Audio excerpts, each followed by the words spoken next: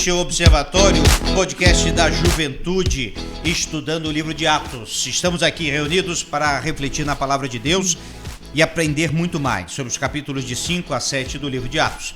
Está conosco o pastor Mateus. Fala galera, bom dia, boa tarde, boa noite, vamos estudar. Júlia, nossa historiadora. Hello. Jéssica, enfermeira, mestre. Oi gente, a vida é uma só. E Eduardo, nosso doutorando em engenharia. Opa, tudo bom? Muito bem, gente. Com esse time, vamos aprender um pouquinho mais sobre a palavra de Deus. Separamos em 5 temas principais: integridade, oposição e expansão, serviço, testemunho e martírio. Bem, vamos aprender um pouquinho da palavra de Deus.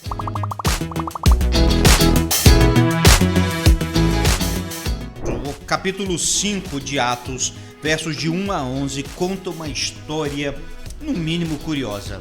Ananias e Safira. Você pode conferir no texto bíblico. Só um rápido resumo. Esse casal viu todo mundo dar tudo quanto tinha, que era comum na igreja, e davam com alegria. Eles viram aquilo e pensaram com eles: também queremos mais likes. E então, eles fizeram diferente. Venderam o que tinham, ficaram com uma parte e a outra deram, dizendo que haviam dado tudo.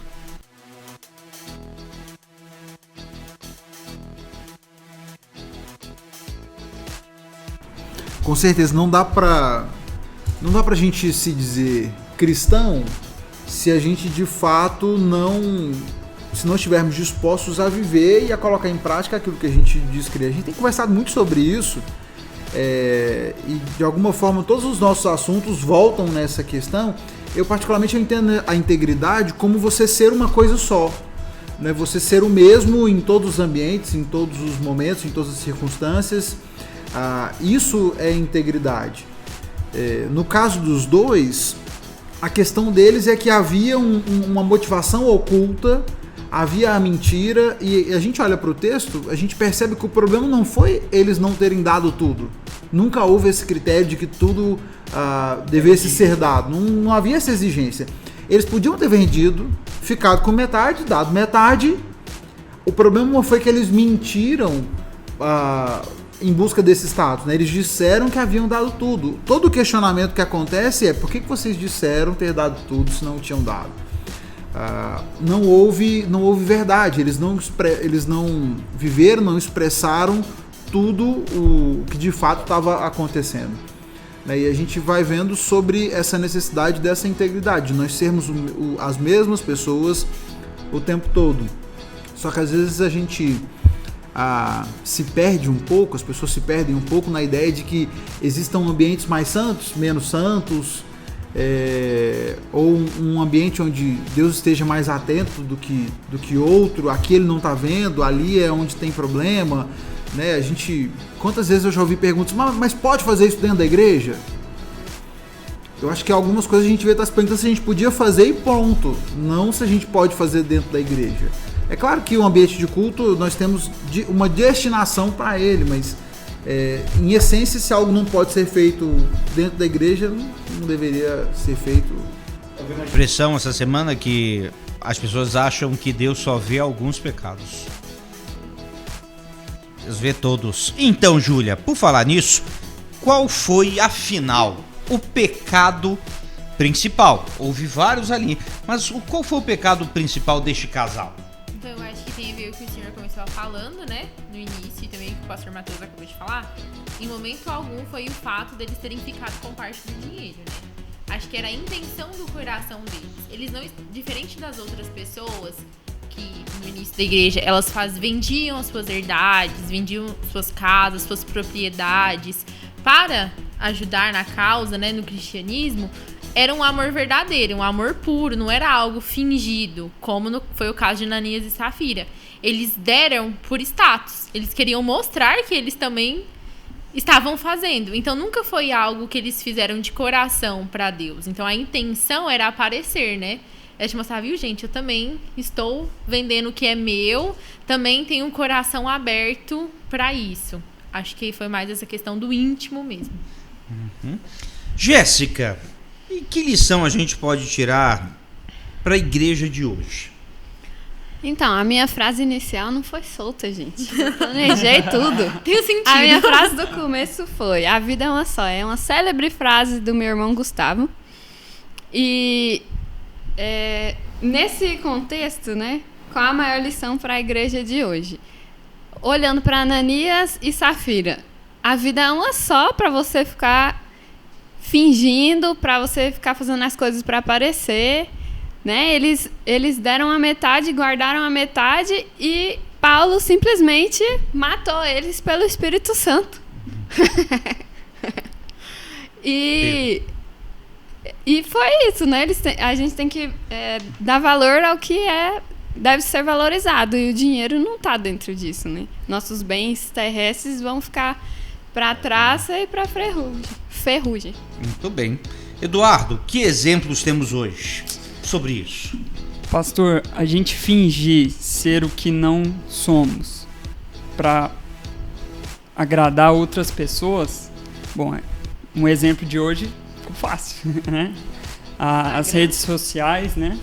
A busca de um like, você demonstrar ali, fazer o bem para alguém, só para mostrar para as outras pessoas, é fácil de ver exemplos, né? Uhum. A gente não vai citar nomes aqui, mas dá para puxar aí na internet muitas coisas, né? E convenientemente também, no ano eleitoral, a gente vê as propagandas. 3 anos o rapaz nem botou o pé fora de casa, nem mostrou nada, e agora sai às ruas abraçando todo mundo e tal. A gente vê também, há um tempo atrás, alguns episódios também de áudios vazados, né? De alguém aí falando mal de uma cidade. E por fim, ele era governador também daquela cidade. Então, assim, a gente vê que é muito fácil encontrar hoje em dia, principalmente pessoas que estão nos holofotes, né? Que elas querem mostrar para os outros que elas são melhores, mas no íntimo sabe que o coração Deus conhece, né?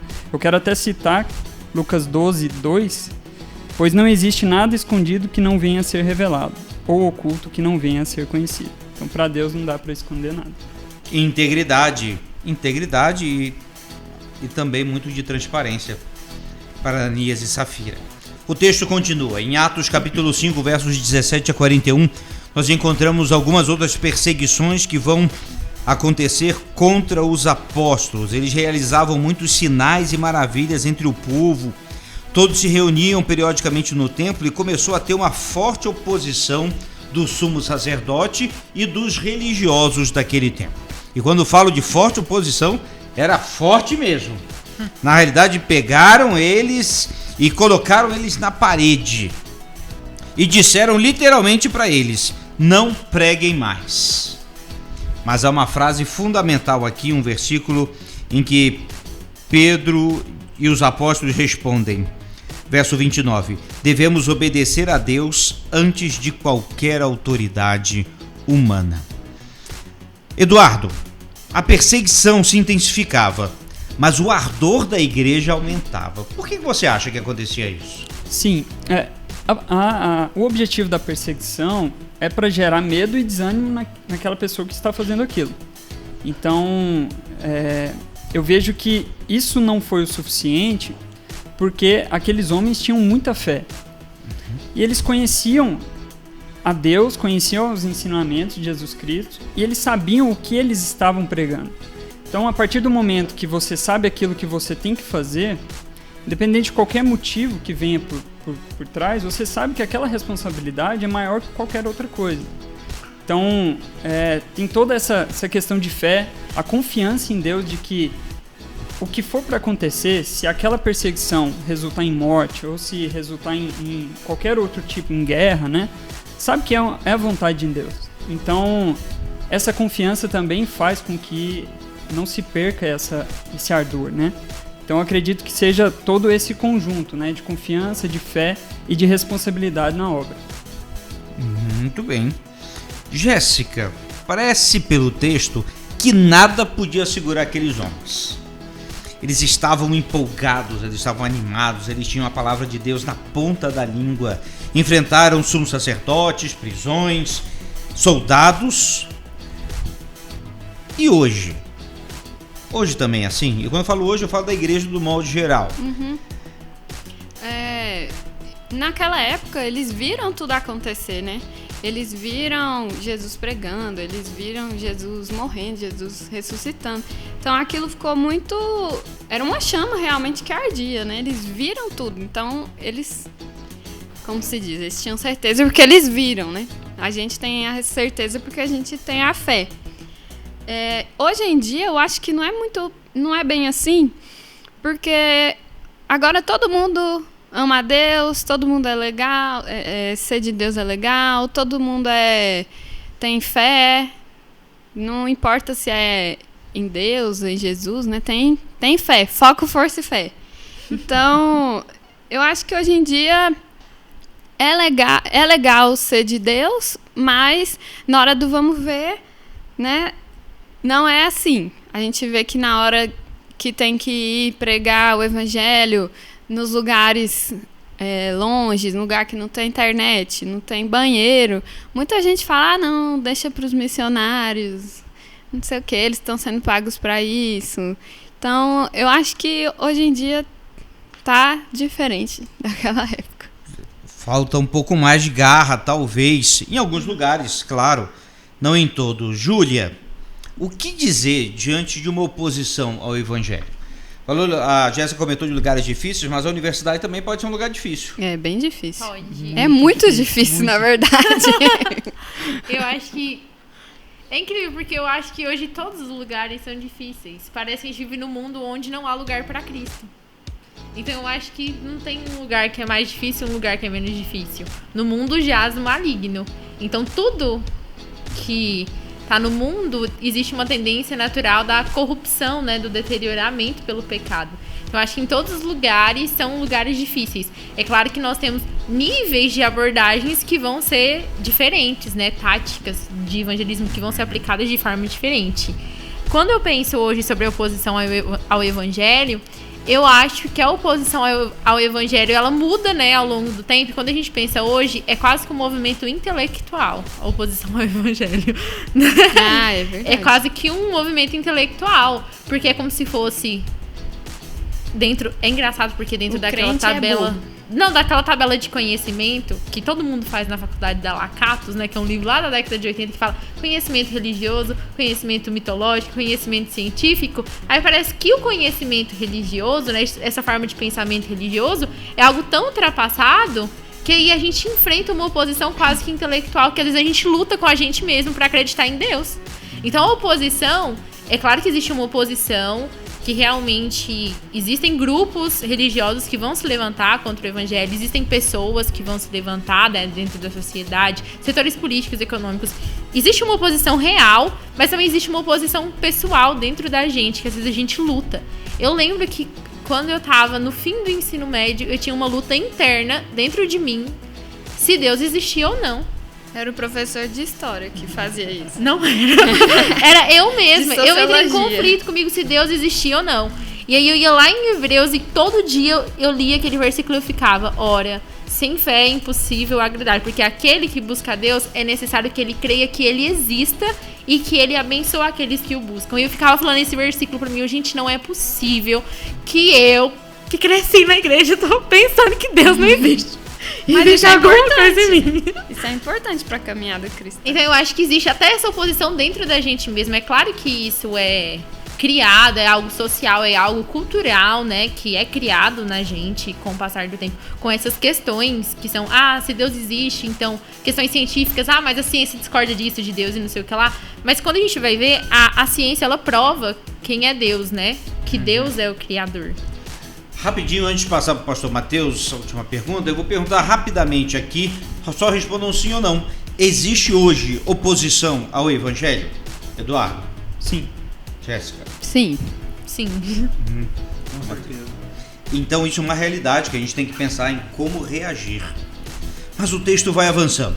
No final dessa oposição, chega Gamaliel. Gamaliel era um rabino reconhecido e conhecido por muitos ali. Foi professor de Paulo. Era uma sumidade. Enfim, vão então comentar sobre o cristianismo. E o sangue daqueles líderes judeus estavam pegando fogo. E Gamaliel dá o seguinte parecer: olha só, gente, deixa eles. Se for de Deus, vai continuar. Se não for, vai terminar. Pastor Mateus, o parecer de Gamaliel, certo? Ele mostrou um equilíbrio surpreendente, eu achei.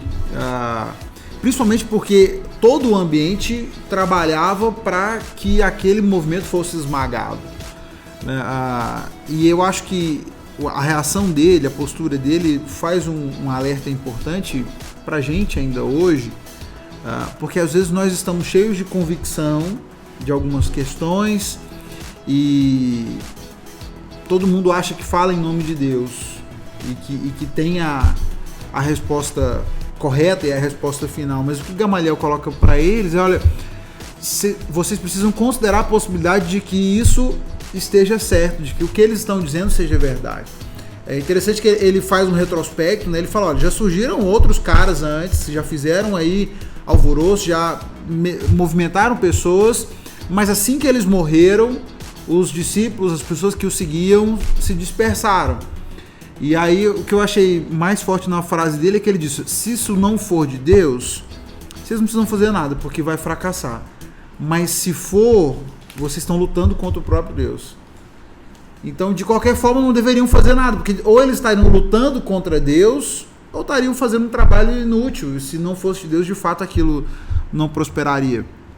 Eu acho que a gente precisa recobrar hoje essa nossa confiança na autoridade de Deus e que Ele conduz e que Ele está no controle da situação, né? Às vezes a gente fica querendo travar algumas guerras desnecessárias, porque se não for da vontade de Deus, Ele mesmo vai abafar esses movimentos da vontade dEle, no tempo dEle. Eu acho que cabe a nós sermos fiéis à palavra e àquilo que nós entendemos da Escritura e deixar que Deus faça a parte que cabe a Ele, só a Ele. Nossa, isso é tão bom que o pastor Mateus falou, porque antes eu entrava numa guerra teológica com pessoas que seguiam linhas teológicas diferentes que a minha. Aí chegou um momento em que eu falei assim: cara, eu não tô discutindo linha teológica com os outros, não. Esse não é meu papel. E eu falei, aí quando alguém falava alguma coisa que eu discordava, e eu já era, tipo, muito famosa por ter discussões teológicas, com linhas teológicas com as outras pessoas. Aí teve um momento que as pessoas falavam, e onde o Jonas, né, ele percebeu que eu mudei, que quando alguém falava uma coisa que não tinha nada a ver, eu falei assim: pois é, mas o importante é que só tem Jesus como Salvador no mundo, né? Porque, gente, a gente entra numas guerras que não tem sentido da gente entrar nessas guerras. O que vai adiantar? Eu acho que a palavra aí é flexibilidade, né? De você entender que tem certos assuntos que talvez você não vai chegar a lugar nenhum. É uma guerra sem fim. Tudo bem. Eu ia levantar meus argumentos, a pessoa ia levantar os argumentos da linha teológica dela e no final ia ficar duas pessoas brigadas. E seria uma flexibilidade com fé. Sim. Que essa é a fé que vai ser esse fiel da balança no equilíbrio, né? Não era aceitar tudo, mas certamente saber escolher suas batalhas. Esse texto termina da seguinte forma: eles aceitaram o parecer de Gamaliel e libertaram os apóstolos, não sem antes dar uma surra neles.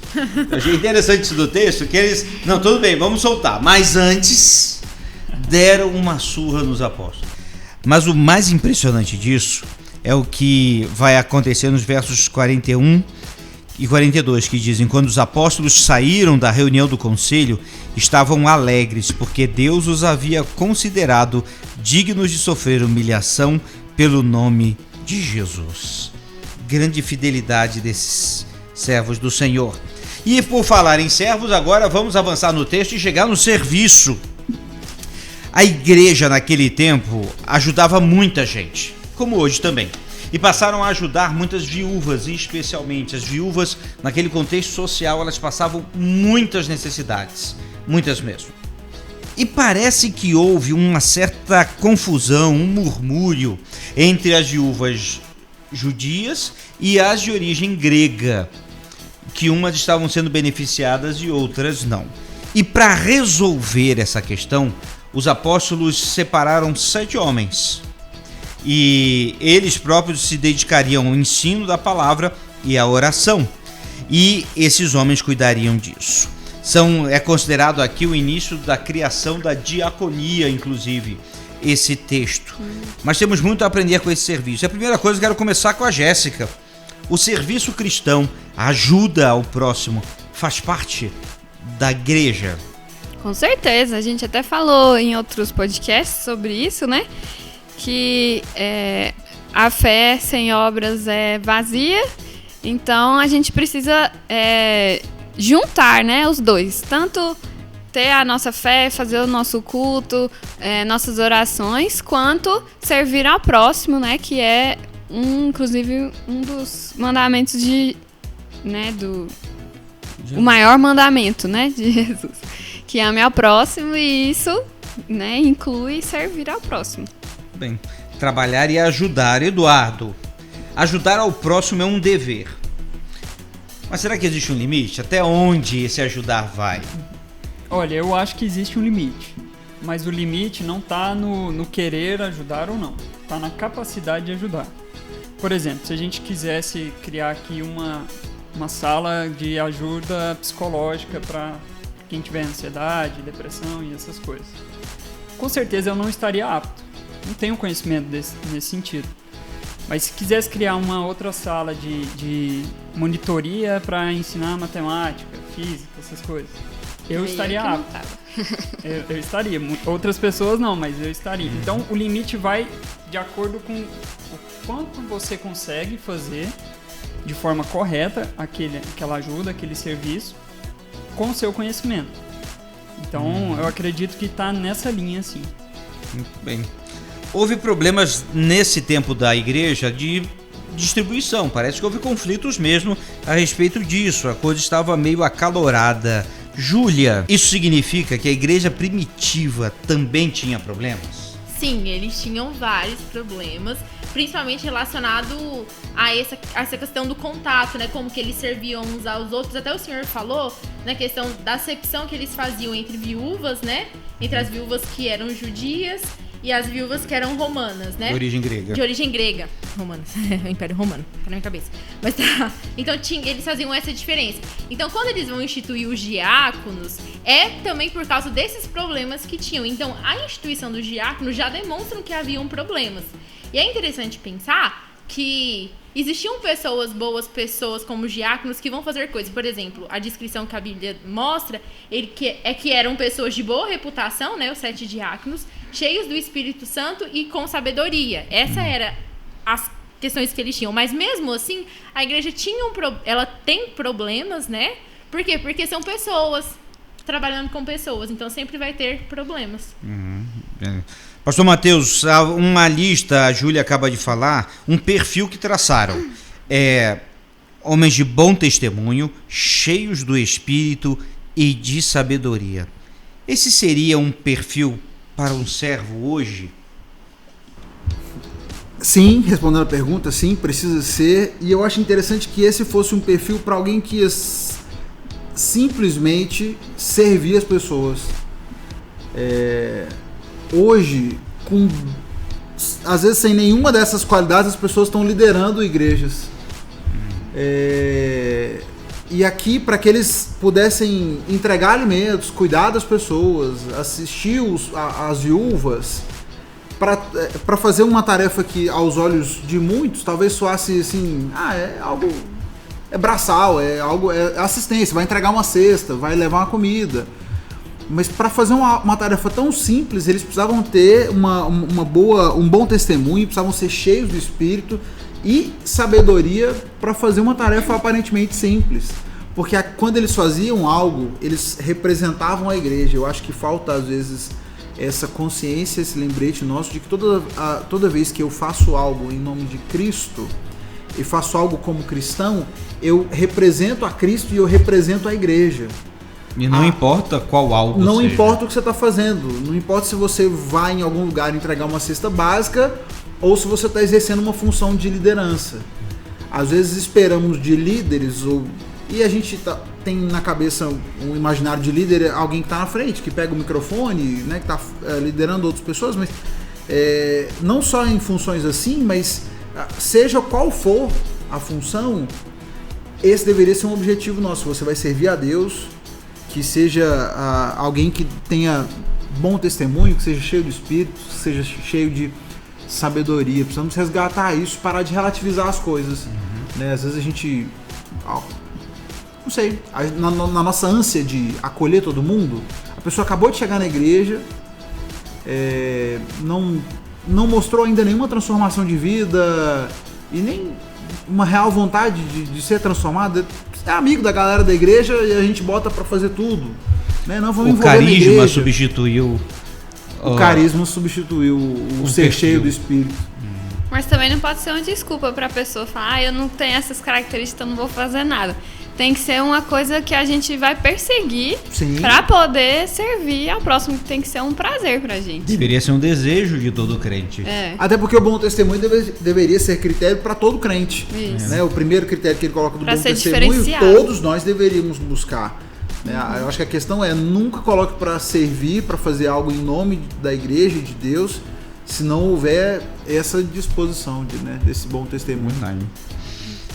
Bem, e por falar em bom testemunho, chegamos em Atos 6, até o capítulo 8, verso 1.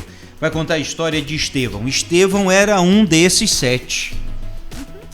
E fez o seu trabalho, mas coube a ele ser confrontado mais uma vez pelos sumos sacerdotes, mais uma vez pelos líderes religiosos, que com muita ira e ódio o confrontaram.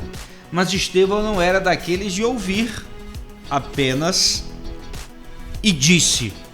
E então ele passa a fazer uma descrição, alguns consideram que é um índice do Antigo Testamento. Estevão fez um resumo do Antigo Testamento e começou a falar tudo quanto o Antigo Testamento apontava para Jesus Cristo e a provar, por A mais B, que Jesus Cristo é o Messias, que veio para salvar, e confrontou a cada um deles. Mas eles não queriam ouvir, mesmo que a verdade estivesse na cara deles, e começaram então a perseguir e a apedrejar Estevão. Ele tem uma visão do céu, uma cena maravilhosa, em que vê Jesus em pé e então perdoa aqueles que estão apedrejando, como Cristo fez. Ele diz: Pai, perdoa, porque eles não sabem o que fazem. E enfim, Estevão morre. Ele foi o primeiro mártir da igreja. Lembrando que a palavra mártir significa testemunha. E foi isso que Estevão fez. Testemunhou em vida e inclusive com a sua morte. Diante disso, Júlia, o que é um mártir? Nos termos que nós entendemos hoje. E será que existem mártires hoje? Sim, existem mártires. Acho que o mártir, ele é uma pessoa que morre pelo nome de Cristo, né? Em defesa do evangelho. Quando a gente pensa em mártir, a gente pensa em Estevão, né? Nós pensamos nos apóstolos, nós pensamos nos pais da igreja, como Clemente, né? As pessoas que foram crucificadas, que foram lançadas no Coliseu, porque não queriam negar a fé em Cristo. Só que o mártir até hoje ele continua, por exemplo. Nós vemos muito dessas questões lá em países da África, né? Que é proibido o evangelho, países que têm outras religiões, que são muçulmânicas, né? E aí normalmente você tem pessoas que elas morrem em nome de Cristo, por não querer negar a sua fé. Então o mártir, ele ainda é uma figura que está presente nos dias de hoje. Muitos missionários, né? Muitos missionários. Muita gente que está sofrendo em nome do evangelho. Pastor Mateus, Estevão, ele sabia muito bem o que falava. O discurso dele é uma obra teológica. Será que hoje podemos responder também da mesma forma, com tanta ousadia e segurança? É a chamada apologética. Será que hoje a gente pode responder às questões na universidade, no mercado de trabalho, também com tanta autoridade e segurança, a razão da esperança que é em nós? Deveríamos. Eu acho que o tempo em que a gente vive tem, de alguma forma, nos acovardado a falar, porque hoje o que é bem quisto e o que é bem visto é aquele que concorda com tudo. Né? Se você tem uma postura firme em alguma questão e você não está disposto a aceitar que está errado, então nem abra sua boca. Você sei lá, você é extremista, você não sabe argumentar, você não sabe conversar, você não é mente aberta, está vivendo no século passado. Então, nesse ponto, muitos cristãos têm se acovardado, ficam calados porque não querem ser taxados de intolerantes. Alienados, né? Então, as pessoas se calam, mas deveríamos ter essa ousadia. Eu acho que um aspecto interessante e importante aqui é que para ter ousadia você tem que saber o que falar também, porque não adianta abrir a boca para falar bobagem. E muitas pessoas fazem um desserviço quando falam com ousadia aquilo que não sabem. A gente ouve absurdos aí, e a internet é o problema, as maravilhas e os problemas da internet, né? Um problema da internet é que qualquer besta tem voz e pode falar para o mundo ouvir. E aí a gente chega no ponto de ouvir que você é o ponto fraco de Deus. Se Jesus estivesse no lugar de Adão, ele teria pecado também. E aí o camarada carrega o nome, ele carrega o título de pastor e ele solta uma bobagem dessa na internet. E os seguidores acreditam. E aí a galera da lacração fala: esse pastor aqui é bom, porque esse aqui quer conversar com a gente, tá certo, o ponto fraco de Jesus sou eu mesmo. E aí esse cara vai nos programas de TV, ele aparece, ele acontece. Então eu acho que é importante, sim, nós precisamos ter voz, precisamos ter a coragem de falar e precisamos ter muito cuidado com o que a gente fala. Porque especialmente hoje, qualquer coisa dita vai ser ouvida em qualquer canto. Então não dá... se em algum tempo houve a possibilidade de você dizer algo e ficar abafado, esse tempo não é mais hoje. Qualquer coisa que é dita é ouvida em todo canto. Né? A gente tem que pensar bem antes de abrir a boca, antes de falar algo, principalmente se a gente fala em nome de Deus e pretende falar da palavra de Deus. Verdade. Eduardo, o que significa estar disposto a morrer por Cristo? Eu ouvi certa vez a seguinte frase: você não precisa morrer como um mártir, mas você precisa estar disposto a morrer como um mártir. Então, sobre essa expressão, né, estar disposto a morrer por Cristo. No tempo de Atos era literalmente isso mesmo, né? Porque se você proclamasse o amor de Cristo ali publicamente, você estava correndo sério risco de ser condenado mesmo. Tudo. Hoje pra gente não é dessa forma, assim, literal. Porém, essa expressão ainda serve pra gente. O que eu entendo de morrer por Cristo? Para mim, morrer por Cristo é morrer para o mundo. Então, se você morre para o mundo no sentido de abdicar dos prazeres que o mundo te oferece, a fim de seguir os ensinamentos de Jesus Cristo, a palavra de Deus, isso é, no tempo de hoje, morrer por Cristo. Você está fazendo o possível e o impossível para seguir os ensinamentos. Assim, falando dessa forma, às vezes parece que é impossível mesmo, mas é questão de você entender que não há outro caminho, né? Ou você segue o caminho que é o de Cristo, ou você está condenado. Então, para mim, morrer por Cristo é a atitude, nesse sentido. E estar pronto para isso, né? Muito bem. Jéssica, no finzinho desse texto, tem uma linhazinha muito importante. Atos 8, verso 1, que diz: e Saulo concordou inteiramente com a morte de Estevão. Saulo depois vai se tornar o apóstolo Paulo, vamos chegar nele no próximo podcast. Mas aqui a gente encontra Saulo jovem, imprudente, perseguidor da igreja e mau. Ele próprio vai falar disso mais na frente. Isso mostra o quanto o evangelho pode mudar uma pessoa? Com certeza, né? Antes eu queria perguntar para você, pastor. Antes desse versículo, fala-se de Saulo na Bíblia? Não. Então, ele vai surgir a partir de agora. Eu tenho a impressão de que foi retratado, né, que ele concordou com a morte de Estevão, para a gente perceber o quanto ele era conivente com o mal, né? E depois fala, né, tantas coisas que ele fez, e para mostrar mesmo que depois que você encontra com Cristo de uma forma real, né, a gente se transforma completamente. não se transforma assim, a gente não vê fisicamente, mas a gente busca mudar as nossas atitudes, busca fugir do pecado mesmo. E tanto que Saulo mudou até o nome dele, né? Ele mudou mesmo, ele era uma outra pessoa, apesar de ser Saulo, ele buscou ser Paulo. Então acho que a gente tem que fazer isso também. Às vezes assim, a gente se converteu muito jovem, a gente que cresceu na igreja, né? Não tem aquela diferença brusca, né, que a gente precisa ter. Mas no dia a dia a gente precisa lembrar disso, lembrar de transformar-se de Saulo para Paulo todos os dias, buscar Conversão fugir. é transformação.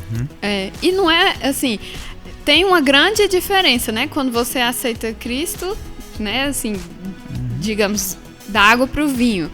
Mas também é uma caminhada, é uma transformação imediata, mas longa, né? Uma longa caminhada. Crescimento. E é importante lembrar também que a conversão de Saulo mais adiante, sem dúvida nenhuma, foi um dos resultados do sacrifício de Estevão. Interessante a gente olhar que Paulo, sendo discípulo de Gamaliel, provavelmente ele participou daquela primeira conversa, daquele momento, talvez tenha ouvido aquela orientação dele, mas ele não deu conversa, ele só ouviu mesmo quando Deus tomou uma medida extrema de colocá-lo no chão, né, e alertá-lo sobre o que ele estava fazendo. Mas ele não teve essa capacidade ali de aceitar e de esperar para ver o que estava acontecendo. Muito interessante esse texto, muito interessante todos esses textos de Atos. E convidamos você a que leia, entenda, pergunte ao texto, e vamos ver que a igreja começa a tomar forma, começa a crescer, e através de cada um deles a gente vê a mão de Deus abençoando, cuidando. Isso não quer dizer que não tivessem problemas, tinham muitos, mas quer dizer que quando Deus está no negócio, a coisa vai embora. Se eles tivessem ouvido mais de Gamaliel, os judeus naquele tempo, teriam entendido que aquilo ali realmente era de Deus. É de Deus. E fala até hoje. Você é o nosso convidado para continuar no nosso podcast. Próximo episódio, vamos estudar sobre Paulo. Vamos ter um estudo sobre Paulo. Quem foi Paulo e a importância dele para a igreja. Que Deus a todos abençoe. Nossas despedidas finais. Gente, é isso, continue acompanhando. Se tem uma coisa que esses nossos dias têm nos feito pensar, é sobre o que é essencial na igreja, né? A gente tem repensado modelos e visto aquilo que realmente é essencial, que não pode faltar, e o livro de Atos tem muitas lições importantes para a gente nesse sentido. Vamos aprender com elas. Então esse foi o nosso podcast. Eu acho que o que a gente leva pra gente é que nós devemos ser íntegros, né, em todo o tempo. Até a próxima. Eu gostei muito de participar hoje. É muito legal a gente poder discutir esses assuntos com quem entende muito bem. E assim, compartilhar, né, o nosso dia a dia e tentar sempre aprender mais da Bíblia em si. Foi um prazer, mais um podcast aí. É muito bom poder participar aqui, porque força a gente a analisar coisas que às vezes você vai lendo a Bíblia e não percebe, né? Não para refletir, né? Então, espero que quem esteja vendo e ouvindo aí também possa acompanhar o texto e analisar dessa forma também, que é muito enriquecedor. Muito bem. Um grande abraço. Que Deus a todos abençoe.